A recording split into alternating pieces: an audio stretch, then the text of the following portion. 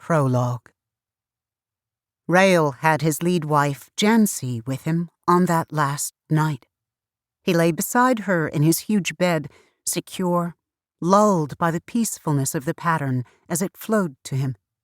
The pattern had been peaceful for over a year now, a year without a major Clayark attack on any sector of Patternist territory. A luxury. Rael had known enough years of fighting to be glad to relax and enjoy the respite. Only Jancy could still find reason for discontent. Her children, as usual. "I think, tomorrow, I'll send a mute to check on our sons," she said. Rael yawned. He found her too much like a mute herself in her concern for her young. The two boys, aged 12 and 2, were at school in Red Hill Sector, 480 kilometers away. She would have gone against custom and kept them near her at the school in Forsyth, their birth sector, if he had let her. "Why bother?" he said. "You're linked with them. If there was anything wrong with them, you would be the first to realize it. Why send a mute to find out what you already know?" "Because I'll be able to see them through the mute's memory when he comes back. I haven't seen either of them for over 2 years, not since the youngest was born." Rael shook his head. "Why do you want to see them?" "I don't know.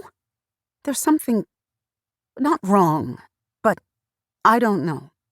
He could feel her uneasiness influencing the pattern, rippling its vast, interwoven surface. "Will you let me send a mute?" "Send an outsider. He'll be better able to defend himself if the Clayarks notice him." Then he smiled. "You should have more children. Perhaps then you would be less concerned for these two." She was used to his mocking. He had said such things to her before. But this time she seemed to take him seriously. He could feel her attention on him, focused, aware even of his smile, though she could not see him in the darkness. "You want me to have children by one of your outsiders?" she asked. He looked toward her in surprise, his mind tracing the solemnity of her expression. She was calling his bluff. She should have known better. "By a journeyman, perhaps." "What?" "Have them by a journeyman, or at least an apprentice. Not an outsider." "And which journeyman or apprentice did you have in mind?" He turned away from her in annoyance. She was continuing this nonsense to goad him. No other woman in his house would dare to bait him so. Perhaps, for a change, she should not be allowed to get away with it either. "Michael will do," he said quietly. Rael!" He enjoyed the indignation in her voice.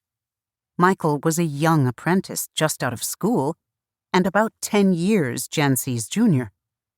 "You asked me to choose someone for you. I've chosen Michael." She thought about that for a while, then retreated. But her pride did not allow her to retreat far.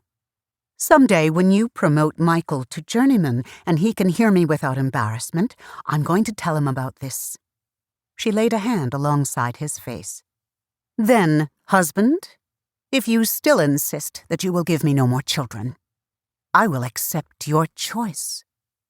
This was, he realized, as much a promise as a threat. She meant it. He reached for her, pulled her closer to him. "It's for your own good that I refuse you. You're really too much the mute mother to have more children. You care too much what happens to them.